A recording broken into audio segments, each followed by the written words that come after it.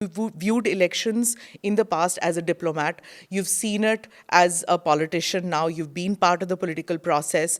Do you feel that it's entered absurd levels with now sex videos coming out, rape accusations? It's become so filthy, these elections. No, I wouldn't go to that extent. Look, what is democracy?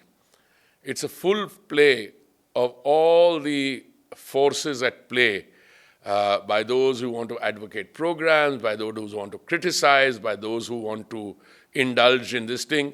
But by and large, the electoral process and the conduct of these elections and those who participate in it need to be complemented.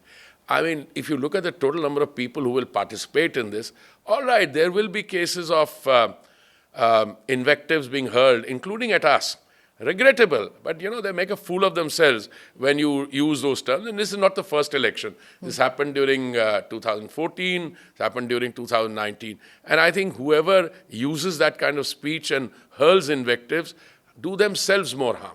Put that aside. But the more important thing is, if somebody misbehaves or there is, you referred to tapes or that evidence, if it is genuine, like, look, there can be a morphing also. But if it is genuine, I think that's part of the electoral process. And if somebody has used dominant power in order to coerce or to put boys or girls or women into those kinds of positions, I think they deserve to be condemned. And condemned with all the might at our command. And even one case like this is one case too many. But let's not hide it. Let's not put it under the carpet. Equally, if there are false accusations, then we must be able to clear. Correct. Is it the kind of videos that are coming out, the kind of speeches that are made, has it vitiated the atmosphere? Because the allegation is that after the first round of polling, your party got into a super aggressive mode and there have been anti-minority comments. Being from the Sikh faith, how do you see this? I would be very, very careful in making generalizations.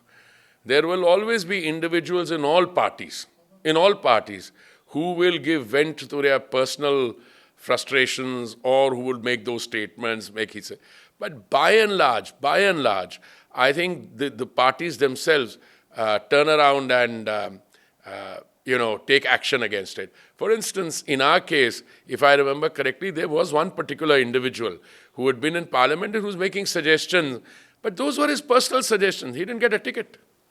So second issue, which I would say, there are people who get up in parliament or elsewhere and use language which can be described as unparliamentary. They don't get tickets. If you have those correcting mechanisms within the party, then I think it becomes known. For instance, there was a particular gentleman who became very high profile, and there were, people of a sporting fraternity protesting against him. He didn't get a ticket. So as long as we have these filtering mechanisms, I think it is a very good sign.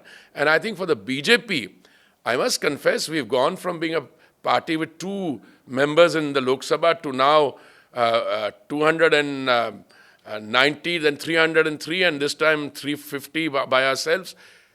These things are bound to happen. A lot of people will join us. The filtration process sometimes will be delayed. Sometimes they will get excited.